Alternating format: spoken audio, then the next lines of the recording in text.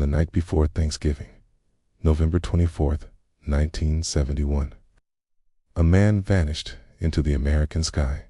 No body was ever found.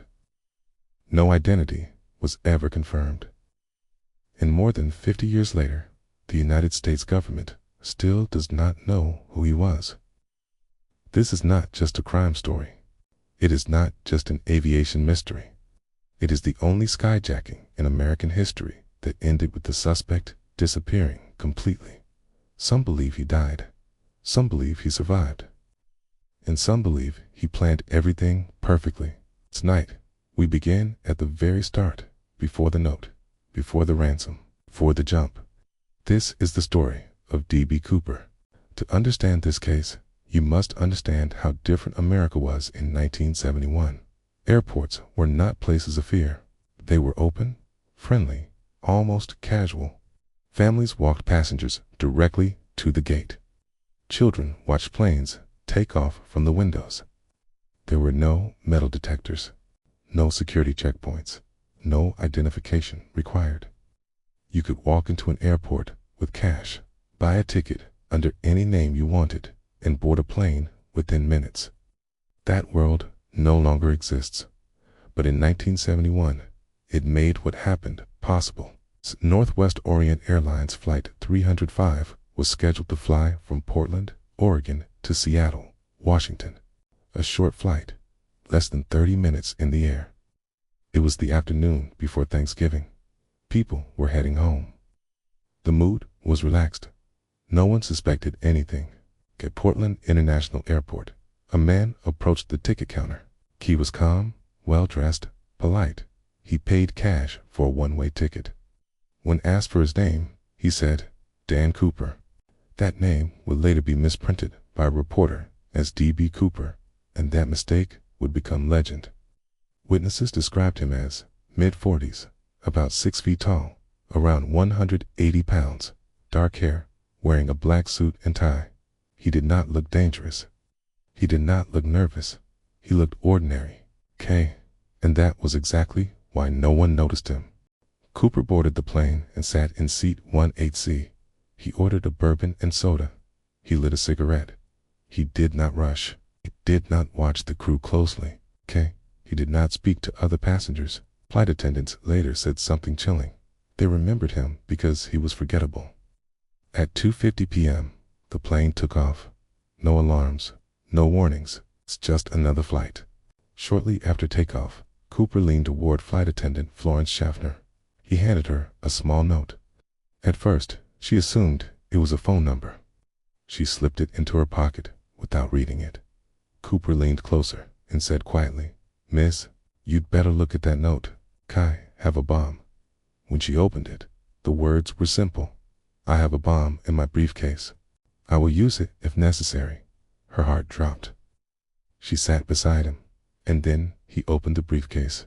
Inside were wires, batteries, and red cylinders. Whether it was real or not didn't matter. No one was willing to test it. This was not a violent hijacking. Cooper did not yell. He did not threaten passengers. He did not panic. He spoke calmly, almost politely. He gave clear instructions. He wanted $200,000 in cash for parachutes, a fuel truck waiting in Seattle. He gave them time, and he did something unusual. He asked Florence to write everything down. Experts later said this showed planning, not impulse. The cockpit was notified, and slowly the realization set in. This was real. The plane circled Seattle for nearly 2 hours. On the ground, chaos erupted. The FBI was called. Local police were called. Airline executives were called. No one had a manual for this. Hijackings were rare. Hijackings ending midair were unheard of. And this man was calm. To calm. The money was gathered from local banks. The parachutes were sourced from a nearby skydiving school. Everything he asked for was delivered, because no one wanted to risk a bomb over a major American city. At 5:39 p.m., Flight 305 landed in Seattle. Passengers were released. Tone of them knew they had just been part of history. But now, the story becomes even stranger. Because D.B. Cooper wasn't finished. He didn't want to escape at the airport. He didn't want a car. He didn't want hostages. He wanted something no hijacker had ever demanded before. He wanted to jump. To understand why, we must understand the airplane. Northwest Orient Flight 305 was a Boeing 727. At the time, this aircraft had a unique feature: a rear air stair. Unlike modern planes, the 727 could deploy a staircase from the back of the aircraft while in flight. This wasn't common knowledge. Most passengers didn't even know it existed, but Cooper did. K-Shane experts later confirmed something chilling: to request this plane and to give these exact flight instructions, Cooper had to know aircraft systems. This was not luck. This was preparation. Investigators would later ask, was Cooper a former pilot, a military paratrooper, an airline employee, or someone who had studied this plane obsessively? One of Cooper's strangest demands was for 4 parachutes. Not 1, not 2, 4. At first, police assumed he planned to take a hostage, but Cooper never did. So, why 4? Some believe it was a trick. If authorities thought he might force a passenger to jump with him, they wouldn't sabotage the parachutes. And they didn't. They delivered real, functional parachutes. Cooper inspected them carefully. He rejected some. He chose others. Again, suggested experience. He knew what to look for. And now, the FBI was very uncomfortable. 7:40 p.m. The plane took off from Seattle.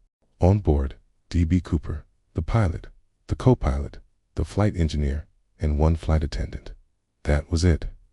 The weather outside was terrible.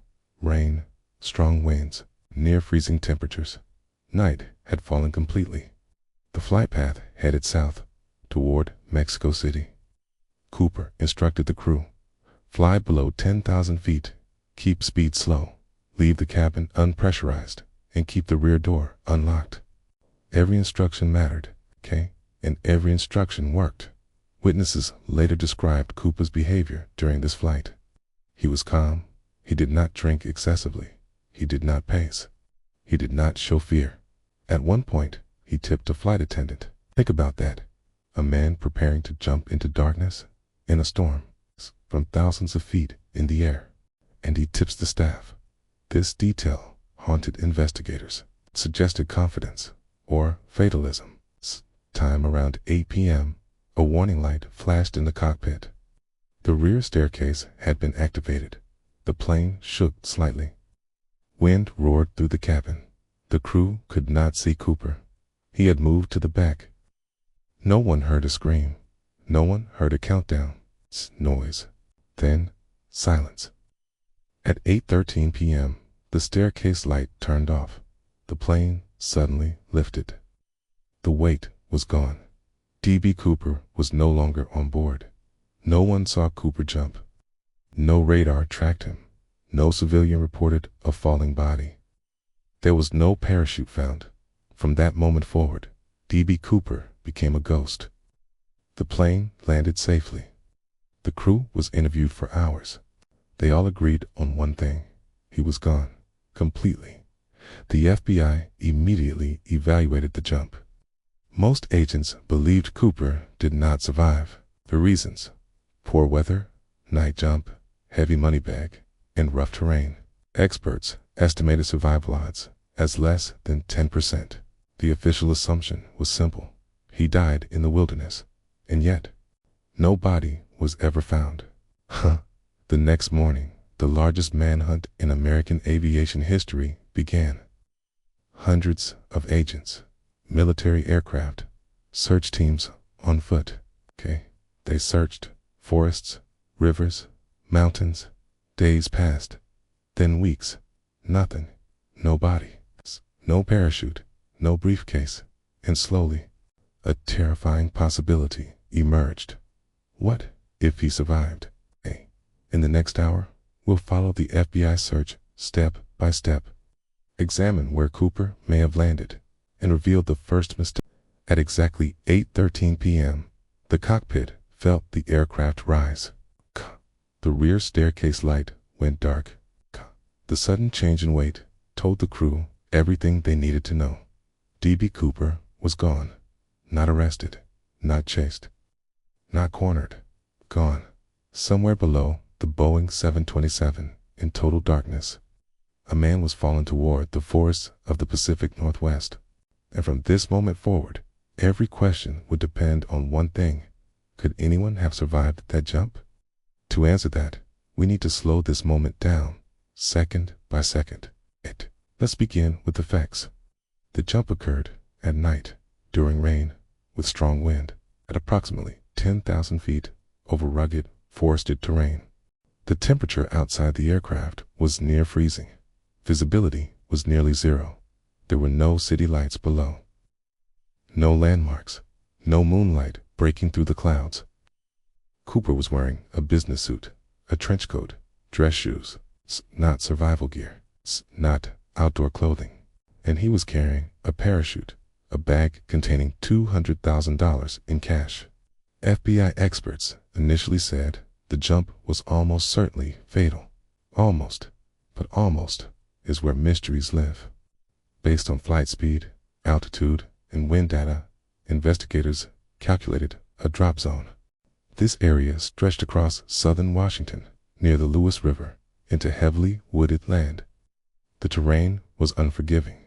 Dense forest, steep hills, rivers, and ravines. Even trained hikers avoided this region in winter. And yet, no evidence was found. No torn parachute, no money, no body, nothing. This absence of evidence became the case's first contradiction. Cooper was given multiple parachutes. Here's what matters. He chose a civilian parachute, not a military one. Experts say this was a mistake. Others say it was intentional. Military parachutes required training. Civilian parachutes were simpler. But Cooper also chose a parachute that could not be steered easily. Why? If he was experienced, this made no sense. Unless he didn't plan to land precisely. Lest the jump itself was only part of the plan. This single choice divided investigators for decades. The FBI consulted skydivers, paratroopers, aviation engineers. Opinions conflicted. Some said, no trained jumper would do this. Others said, only someone trained would attempt it. What stood out was Cooper's confidence. He didn't ask questions. He didn't hesitate. He didn't demand daylight. He simply jumped. That suggests one of two things. Either Cooper was highly skilled, or he had accepted death. Both possibilities are terrifying. At dawn, the search began. Helicopters flew grid patterns. Soldiers moved on foot. Boats scanned rivers. The FBI expected to find something quickly. They found nothing. Days passed. Then weeks. Still nothing. And this raised a disturbing possibility. What if the FBI was searching the wrong place? Wind drift calculations were flawed, but the data was incomplete. The flight path itself was later questioned. If Cooper landed miles away from the assumed zone, the search would never find him. And it never did. Statistically, a body should have surfaced. Rivers give things back. Forests reveal remains, but nothing appeared. Not in 1971, not in 1972, not years later. This absence became fuel for survival theories. Hunters, hikers, loggers, none reported remains. No bones, no clothing. It was as if Cooper vanished midair. And that's when some agents began whispering, what if he lived? Privately, FBI agents disagreed. Some believed the official stance death. Others were uneasy. The planning was too precise, the calm too controlled, the disappearance too complete. One agent later said, dead men don't stay missing forever. That line would echo through the investigation. If Cooper died, where was the evidence? If he lived, how did he escape undetected? And why 9 years later would part of the ransom money appear miles away along a riverbank? In the next hour, we followed the FBI search deeper, examined mistakes that can never be corrected, and uncovered the discovery that reopened the case when it should have been over. Because in 1980, the river spoke. By the morning of November 25th, 1971, Thanksgiving Day, the United States government faced an uncomfortable reality. A man had hijacked a commercial airplane, jumped into the night, and disappeared. No body, no identity, no proof of death. So the order was given: find him. What followed would become the largest and most expensive manhunt in American aviation history. And yet, from the very first day, something was already going wrong. The FBI moved fast. Agents from multiple field offices were deployed. The Air Force provided aircraft. The Army provided ground teams. The assumed landing zone was mapped using flight speed, wind estimates, pilot testimony. A massive grid was drawn across southern Washington. Forests, hills, rivers. The assumption was simple: if Cooper died, he would be found quickly. That assumption would haunt the investigation. Search teams moved on foot. They combed through dense forests, riverbanks, logging roads. Helicopters scanned from above. Dogs were brought in. Nothing. No parachute. No briefcase. No torn clothing. Agents expected at least something. Even experienced skydivers doubted a clean disappearance. One agent later admitted, "We were shocked by how empty it was." This was the first time the FBI quietly considered that Cooper might not be where they thought. One issue quickly became clear. The weather data used in calculations was incomplete. Wind direction changed during the flight. Rain intensified unexpectedly. This meant Cooper could have drifted miles away from the predicted zone. Every mile increased the search area exponentially. By day 3, the search area had become too large to cover effectively. The FBI didn't announce this publicly, but internally, confidence was already cracking. While ground teams searched, another team focused on the aircraft. The Boeing 727 was examined thoroughly. What they found was minimal: cigarette butts, fingerprints mostly smudged, fibers that led nowhere. No usable DNA, no clear fingerprints. Remember, this was 1971.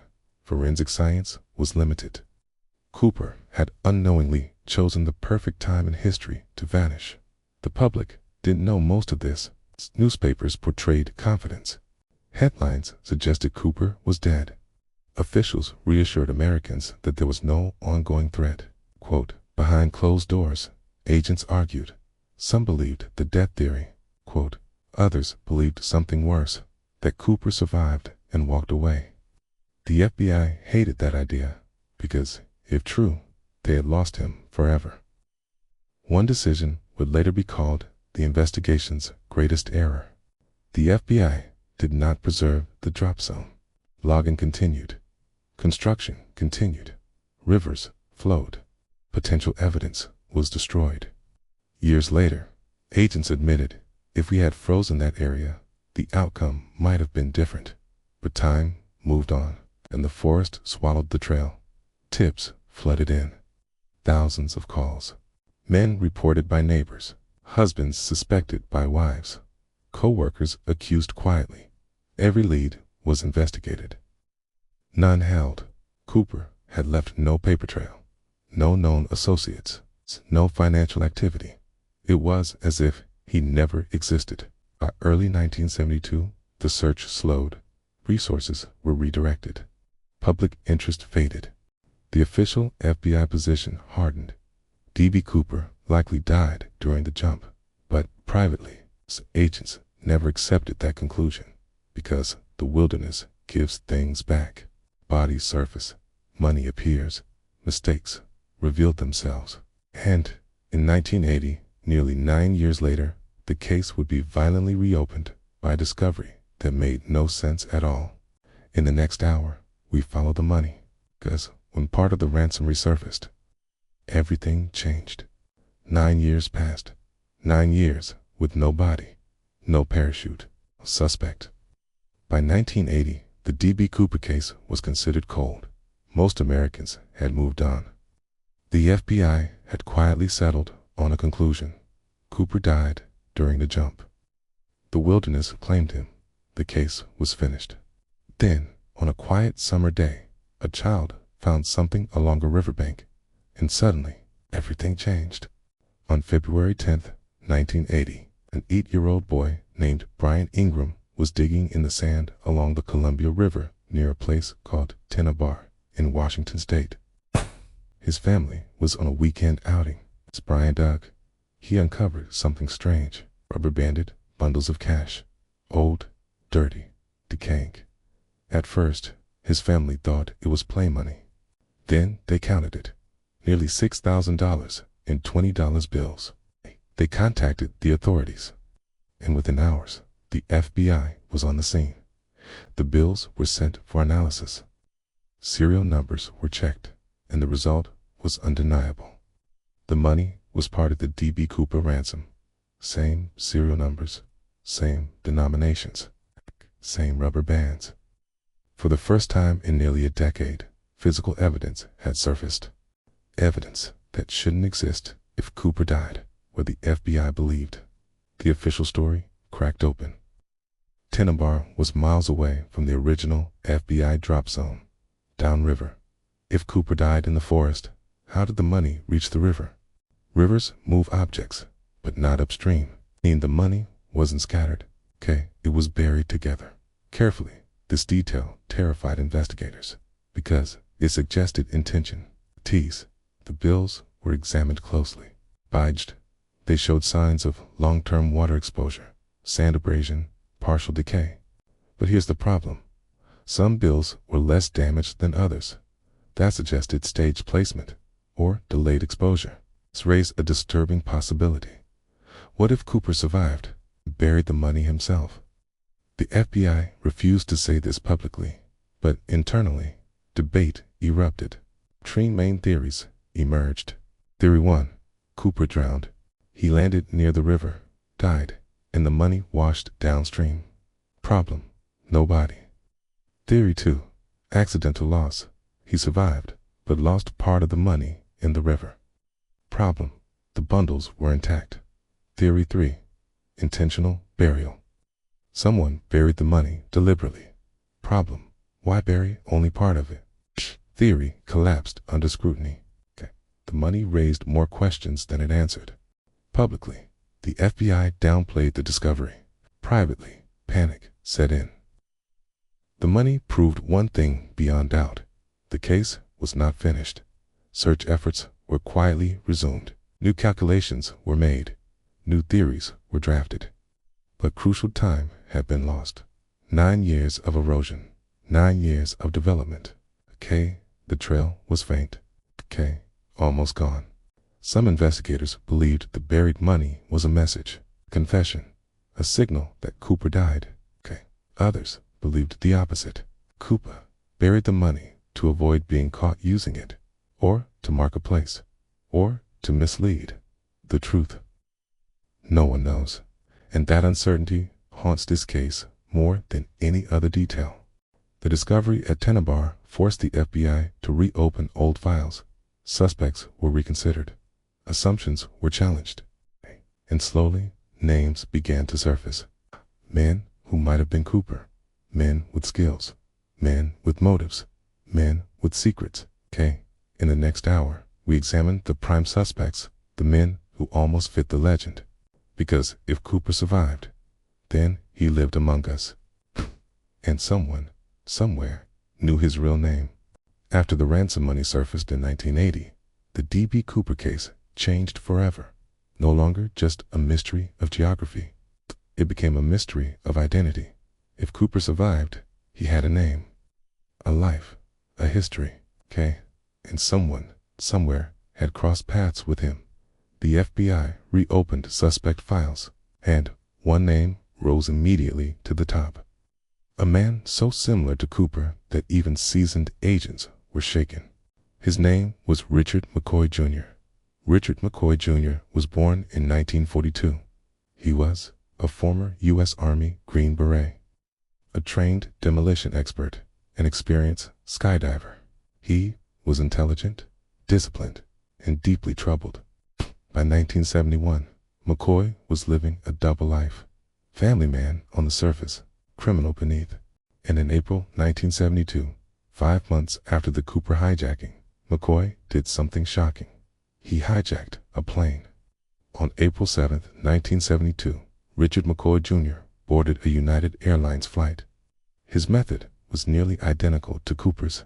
He passed a note to a flight attendant, claimed he had a bomb, demanded cash and parachutes. After receiving the ransom, he ordered the plane to take off again. Then, just like Cooper, he jumped from the aircraft mid-flight. But this time, something went wrong. McCoy survived the jump, and he was caught days later. The similarities were impossible to ignore. McCoy knew parachutes, knew aircraft, knew how to stay calm under pressure. Even more unsettling, McCoy committed his hijacking using knowledge that wasn't public. Knowledge the FBI believed only Cooper would have.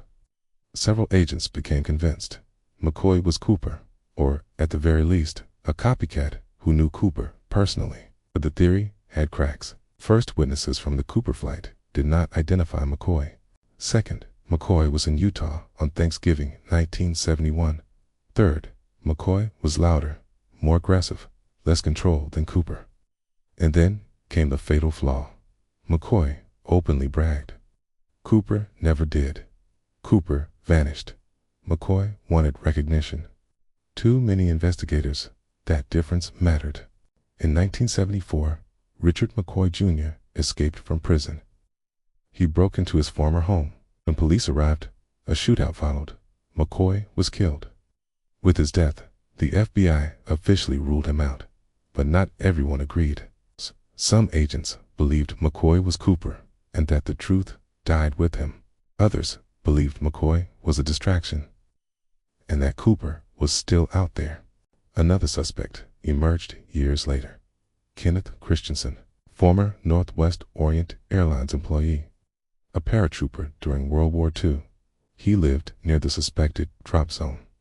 Suddenly came into money after 1971, matched Cooper's physical description. Unlike McCoy, Christensen was quiet, reclusive. He never bragged, never sought attention. And on his deathbed, his brother claimed Christensen hinted he had done something big. But again, problems emerged. Christensen was shorter than Cooper, lighter than witness estimates. Flight attendants who saw Cooper did not recognize Christensen. The FBI investigated him thoroughly, and, ultimately, they dismissed him. No direct evidence, no smoking gun, just coincidence. By the late 1990s, the FBI had examined hundreds of suspects, pilots, paratroopers, criminals, loners, every man almost fit, and that became the problem. Cooper was ordinary enough to blend in, skilled enough to escape, invisible enough to disappear forever. By the early 2000s, agents began asking a darker question. What if Cooper wasn't a professional criminal? What if he was something worse? Someone methodical, someone patient, someone who planned for years. In the next hour, we examine the most controversial suspect of all, a man, some believe, left clues on purpose, because Cooper may not have wanted fame. He may have wanted legend, and legends never reveal themselves willingly. By the early 2000s, the FBI had chased hundreds of men, skydivers, soldiers, criminals. Every suspect failed in the same way. They were either too reckless, too visible, or too eager to be known. Then investigators encountered a man who was different, a man who didn't want credit, a man who understood deception, a man whose past looked disturbingly like a checklist for the D.B. Cooper crime. His name was Robert Rackstraw. Robert Rackstraw was a Vietnam War veteran. He served as a helicopter pilot, an explosives expert, a trained survivalist, was highly intelligent, fluent in deception, and deeply hostile toward authority.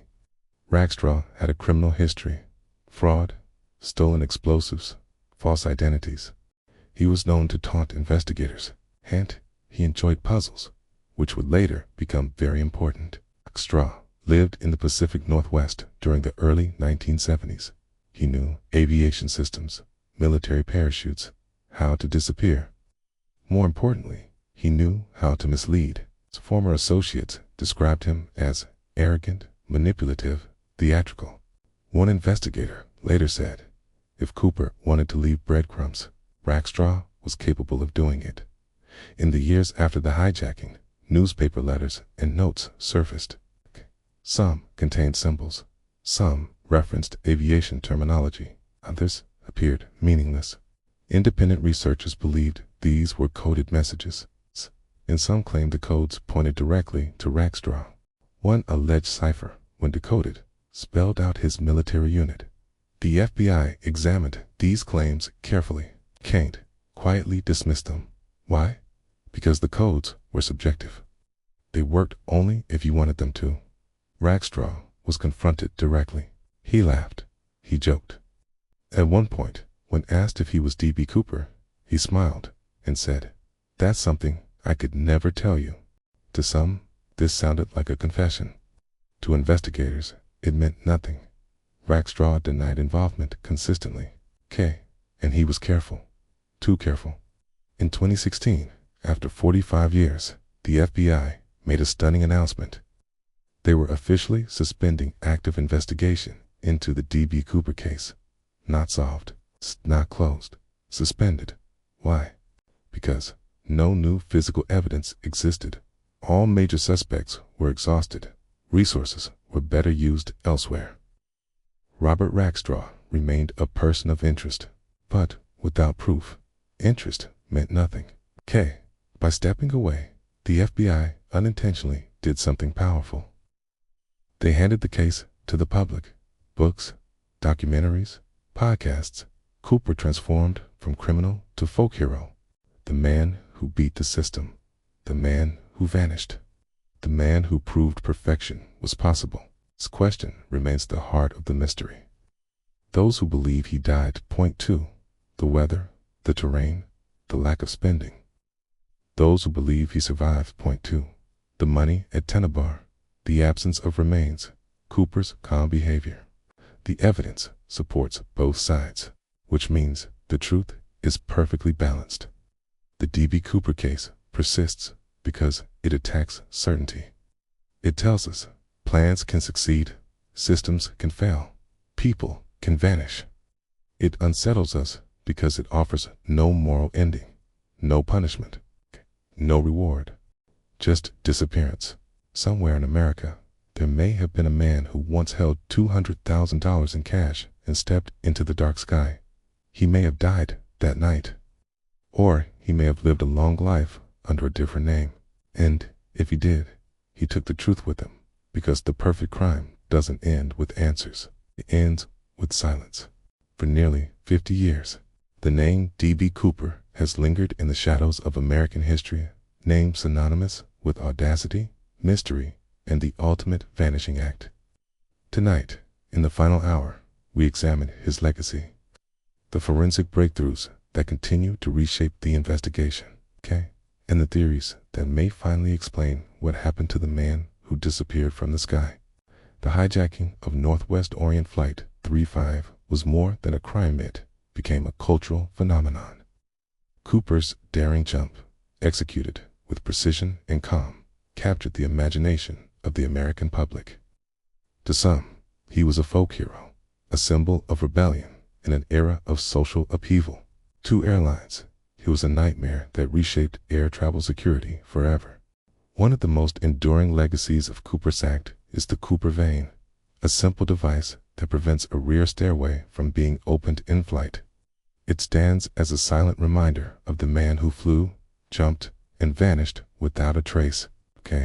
Over the decades, the FBI preserved fragments of evidence the tie left behind. The plane itself, and the ransom money buried along the Columbia River. Advances in forensic science have allowed investigators to revisit the case with new tools, searching for DNA or other clues that might finally reveal Cooper's identity. In 2016, Cooper's tie was tested for DNA. The results were inconclusive. Partial markers suggested human contact, but they provided no definitive lead. Despite these setbacks, the case remains active in the minds of investigators and amateur sleuths alike. Modern flight simulations and mapping technologies have helped narrow potential landing zones. Yet, even with these advances, the wilderness remains vast, and Cooper's final steps are still shrouded in mystery. The partial discovery of the ransom money in 1980 offered tantalizing evidence, but no answers. So what really happened to D.B. Cooper? Forensic experts and historians have proposed three primary theories. Theory 1. He survived and vanished. Supporters argued that Cooper's planning, calm demeanor, and choice of gear made a successful escape plausible. He may have assumed a new identity and lived out his life in secrecy. Theory 2. He perished in the wilderness. The jump was dangerous, the weather unpredictable, and his gear minimal. Perhaps he succumbed to the elements, leaving only a trail of buried money as a silent marker of his final hours. Theory 3. An inside job. A few speculate that Cooper had helped an accomplice or connections that eased his escape, though less supported. It reminds us how many possibilities remain in a case defined by absence. D.B. Cooper's story endures not because of the crime itself, but because of the mystery it created. Decades of investigation, countless theories, and the relentless curiosity of the public have kept his legend alive. Perhaps the greatest truth of all is this: some mysteries resist resolution, and Cooper, the man who disappeared from the sky, remains untouchable, timeless, and unforgettable. If you want to hear more about these kind of videos, do subscribe to the channel.